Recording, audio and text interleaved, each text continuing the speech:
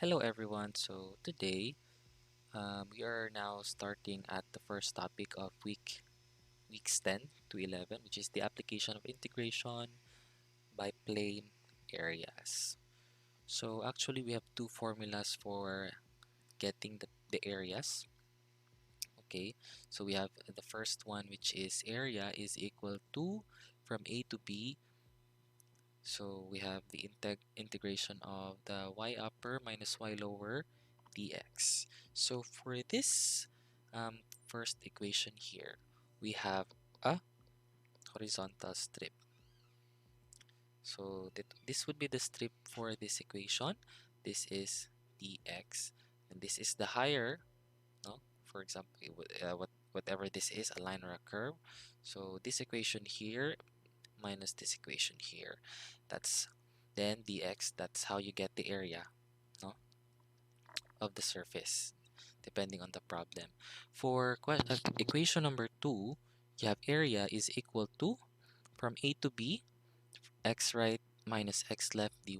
So this strip would be something like this, no? Oops, sorry.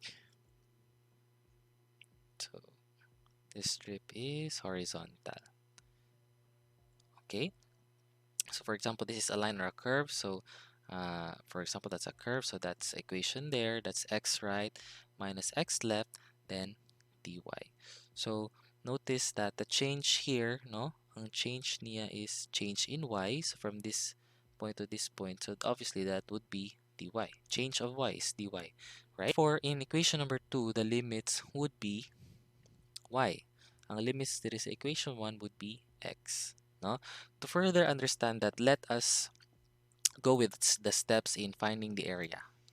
First is you have to master the curve sketching or whatever that is. You have to know how to graph. No? So, I'm sure na you already know how to graph. Miskin pag the traditional way or whatever. No? So, please refresh the conic sections as well. So number 2, you're going to decide what strip to use and define its limits. So depende sa problem, what strip would be the best way to find the area. And number 3 would be to apply the appropriate formula based on the strip. Then you're going to integrate. So for problem number 1, you're going to find the area bounded by the curve y is equal to x squared. So yes, this is a parabola, right?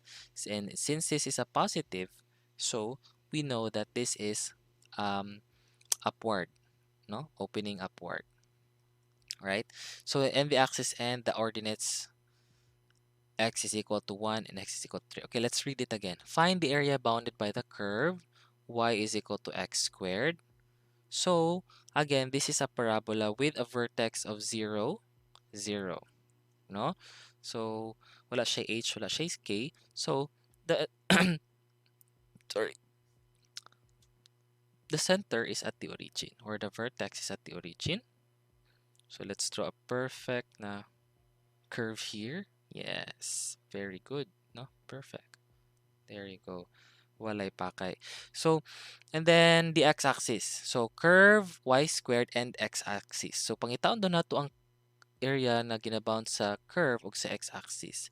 Then, this is, for example, this is 1 and this is 3. So, tarong na to ang curve. Oops, na curve na siya. Wow, very good. So, that's a curve. Okay, so again, find the area of the curve y is equal to x squared in the x-axis. So kani siya ang curve is y squared, tama, ay x squared, and this is the x-axis. Okay, and the ordinates 1 and 3. Okay, so kanilang. So sa ordinates daw na points 1 and 3, we are going to find the area here. So first step is we are going to first we did sketch the curve, right? Then we are going to decide what strip. So kung buto na naon, unsa ka ang strip na best way to solve this problem here? So for me, I would choose the vertical strip. Okay? So vertical strip, why? One reason is we already have the limits. Diba? Kaya pag vertical strip, that would be area is equal to, the limits is from A to B, then y upper minus y lower dx. Okay, change in x. So, kabalo taas ang change in x. That's from 1 to 3. Right? Pero, ug mo gamit po ta og vertical strip, I will explain it later na anong lisod mo gamit og vertical strip here. So, let us first solve this problem using, let us first solve this problem by using the vertical strip. No? Kay unya, itry na to, anong lisod siya using horizontal strip rather. So, we already know the limits. Again, ang palatandaan is, if dx ganin na siya, meaning change in x, meaning ang limits nimo is ang x, right? So from 1 to 3, okay? So pangitaon daw nato ang area bounded by this curve right here. So from 1 to 3 lang. Sa to color. Kanina lang. Highlighter. So kani siya. Kani lang unsay area ana niya daw diha na part. Okay? So what's your y upper? So ang y upper nato would be x squared, no? Y is equal to x squared. This is in terms of x, obviously. Then, y lower is this one, right? So, unsa man na siya? That's obviously 0, no? Unsa man ang equation ani? So, higher minus lower, no? So, kung i-drawing ani mo siya usab, mura ang ginapangita lang is, no, kani ang curve. So, kana lang na area. So, unsang area ana niya? So, again, x squared minus 0 kay kani upper curve, and then the lower na equation, which is 0, kay at x-axis lang man siya, then dx. Therefore, this would be simply from 1 to 3 x squared dx, which is x cubed over 3. That's from 1 to 3. And then, that would be higher limit minus lower limit. So that's 3 cubed over 3 minus 1 cubed over 3. Therefore, our area is 27 over 3 minus 1/3, or that's 26 over 3 square units. Okay, so this is our answer. Huh? So, sir, what if, sir, gusto man ako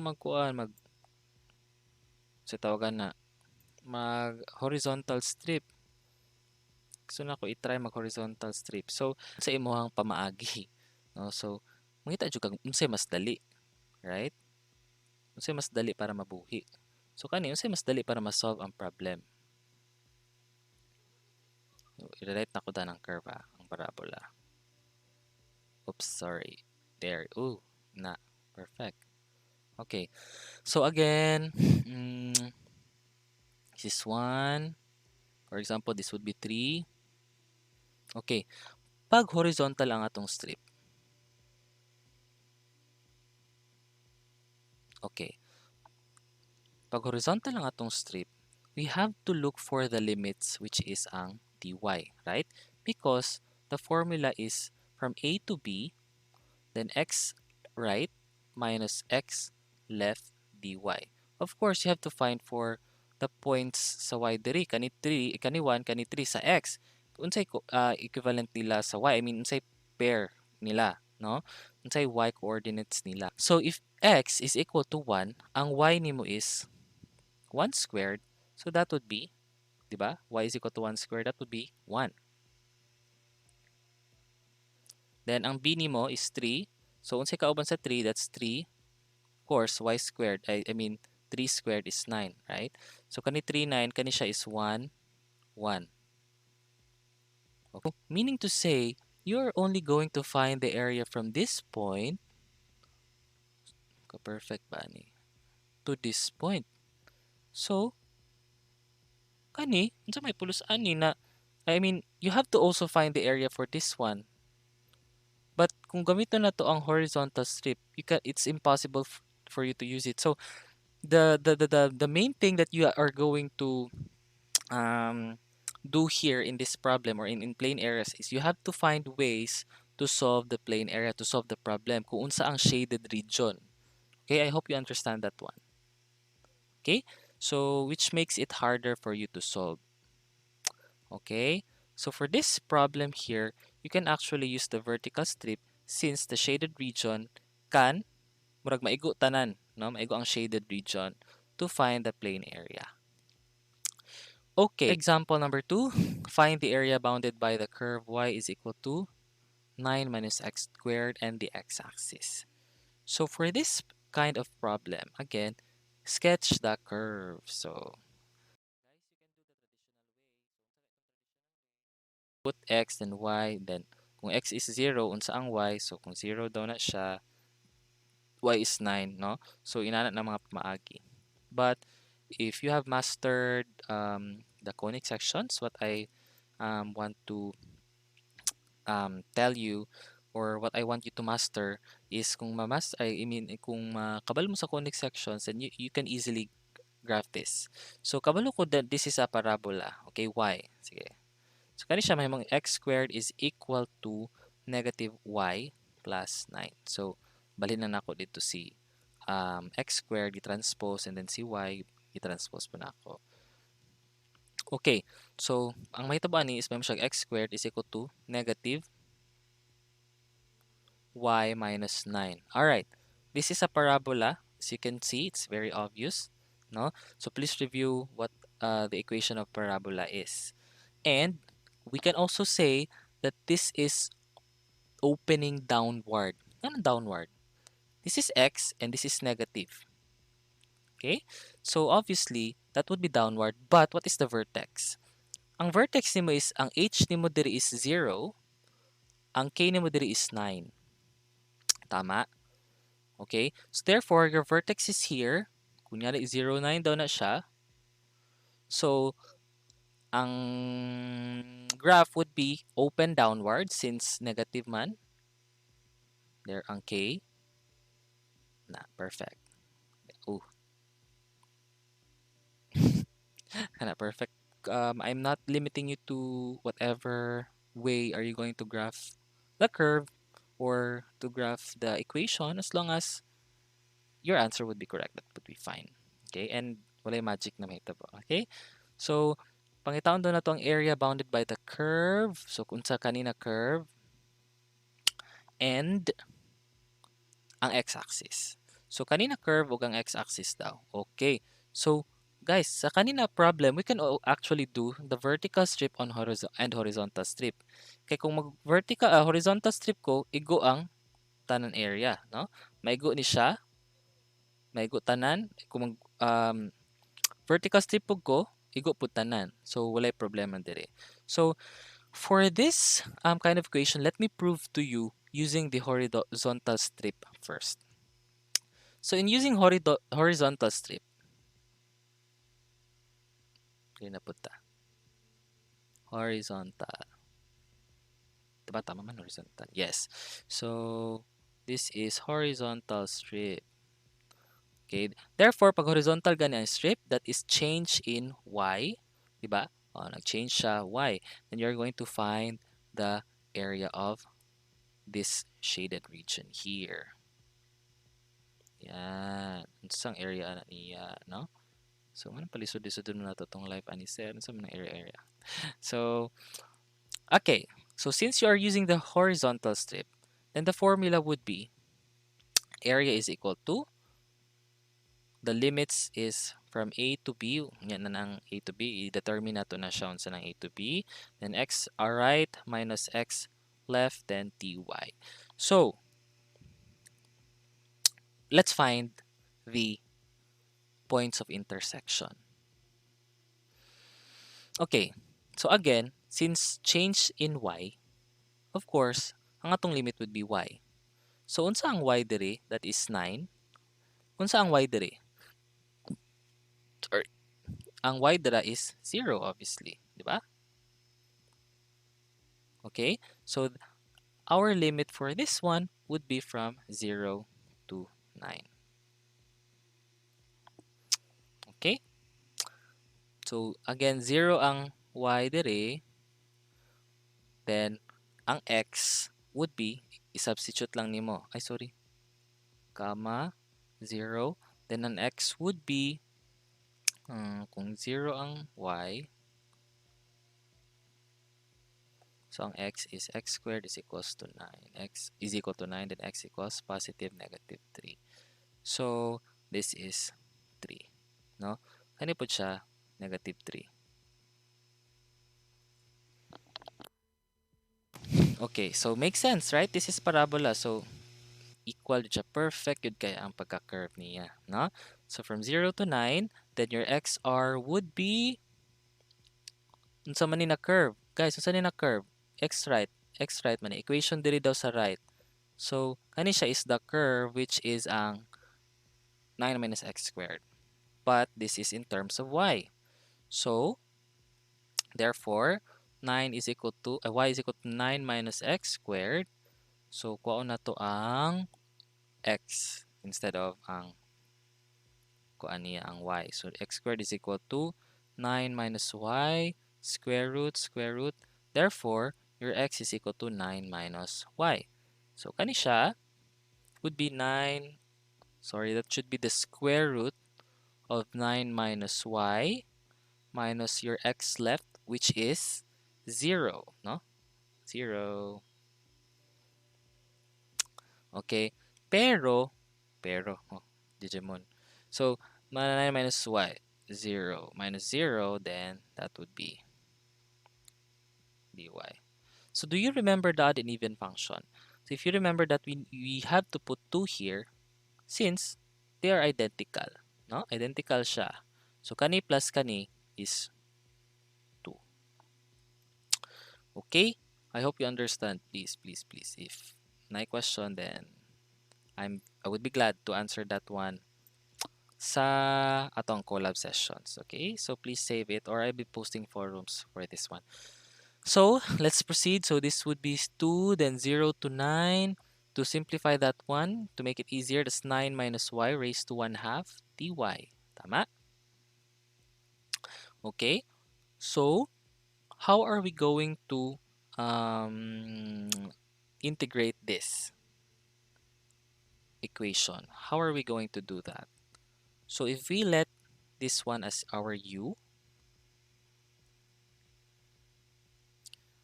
so du is kaya siya is dy, negative dy. Tama? So if you're going to change this one in terms of u from 0 to 9, so 9 minus y is u. Okay. Then 1/2, and dy is negative du. No? So, ano na siya. Therefore, you will have negative 2, it goes na to si negative. And then from 0 to 9, then u raised to 1/2. Okay? Alright. So, let's see if nabatay kulang dire or namali dire. Hopefully, wala. Sige, let's continue. So, how are we going to integrate this one? This would be negative 2. 1/2 plus 1, that's u 1/2 plus 1. So, that's 1/2, 3/2, right? 1/2. This is 3/2 all over 3/2. Then this is from 0 to 9. Okay, let's simplify. It's negative 2. So this is 2 u 3/2 all over 3 from 0 to 9. Change u back to the original equation. So that's negative 2. What is u again? That's 2 times 9 minus y 3/2. Oops, sorry. 3/2 all over 3 from 0 to 9. Sige. So, let us change. what are we going to do is to change the limits na from 0 to 9. So this would be 2 times 9 minus 9. So that's 0 over 3 minus 2 times 9 minus 0, 3 halves over 3. So therefore, this is negative 2. So 9 minus 9 is 0, 0, 2, 0. So 0 ni siya. Minus, kani, 2 times, sige, 9 minus 0 is 9. 9 raised to 3 halves. Let's use our wonderful calculator. That's 27. So, tama no? 9 raised to 3 halves. All over 3. 27 over 3, that's 9. Okay, and 9 times 2 is 18. So therefore, this is a is equal to negative 2 times 0 minus 27 times 54 by 3. 18. Okay. So that's negative 2 times negative 18. That's positive 36, and that is in square units. Let me prove that as well if we are going to use the vertical strip, and which one would be easier. Okay, so sige. So again, let's use the same graph but different strip. Ayan. Oops, pangit. Kuminahan. Perfect. And then, this is, hindi akong problema. There. So, negative 3, 0, and 3, 0. This is 0, 9. So, katong ganina, vertical strip, actually, kani gyud na area, no? Pero since identical siya, so you can just multiply it by 2. So, para makuha nimo ang area. Okay, now for this kind of equation, pag vertical gani ang strip,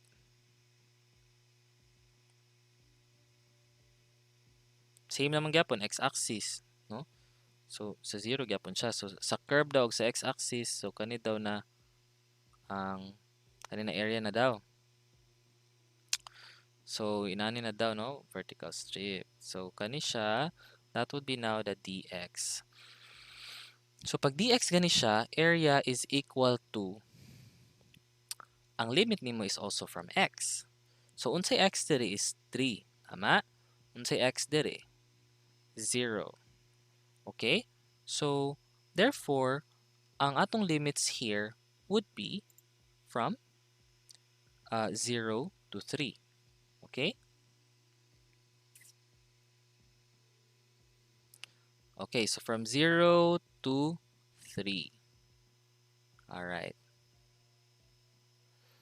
So, what would be our x or our y upper here? Atong curve.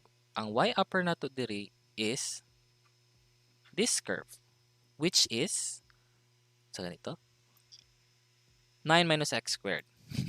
Okay, so 9 minus x squared minus ang lower, which is obviously, sa pila man na, no? Obviously, that's 0. Then, sorry. This is the x. Alright, so should we write 2 here? Of course, we are still going to write 2. Because ang ginapangita lang man nato diri is kanilang man, pero the whole curve and the x-axis man. So meaning, apil ni siya. Then, again, so we're still going to multiply it by 2.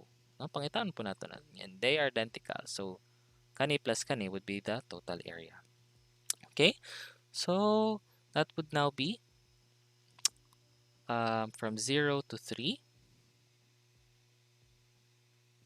9 minus x squared. I think this is much simpler, no? So, 2 times, that's 0 to 3.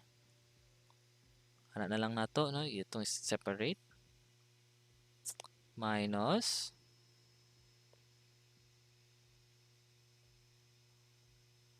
Okay. I think this is better. So area would be 2 multiplied by 9x. This is from 0 to 3 minus x cubed over 3. Then from 0 to 3. So daming parentheses, no? Mali-mali yung parentheses. Sorry about that. Brackets rather. So therefore, let's simplify first this right here. That's 9 times 3. That's 27. Minus 9 times 0. So that's 0. Minus 3 cubed over 3. So 3 cubed, that's 27 over 3. That's 9, right? 3 times 3, 9 times 27 over 3. That's 9. Minus 0. So ganito pa rin siya. Okay. And let's continue. A is equal to 2 times 27 minus 9. That's, pila man na? 18, right? So that's 2 times 18. Therefore, the area of this is 36 square units. Okay, so this is our final answer. And we proved that if you use the vertical and the horizontal strip, it's still the same. So, ngano gani nag-multiply ito og 2? Once again, because ang atong gikuha na area lang man is from this point to this point lang. But we also have from this point to this point, so we multiply it by 2. Same as here, our limits is from 0 to 9. So from this point to this point lang yapon, but we tend to forget that we also have a curve here sa right side, no? So we also multiply it by 2. So I think that would be it. All right, so I think I've done my part. So now it's your turn. So for this problem, find the area lying above the x-axis and under the parabola y is equal to 4x minus x squared. So you're going to graph first the parabola. So find the vertex first. The graph would look like this, no? Like something like perfect. So something like that. So up ang area daw sa above x-axis, so kaning x-axis above ani og under ani. So kani, no? Wala siya to. So to solve, you have to again remember sketch the graph.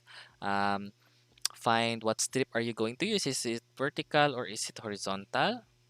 Tanawa kung mag horizontal strip ka. So right minus left. So dili pwede, no? So what are you going to use then? All right, so thank you so much for listening. Please answer this problem and try to challenge yourself. The answer would be 32 over 3 squared units. That's it for today. Thank you.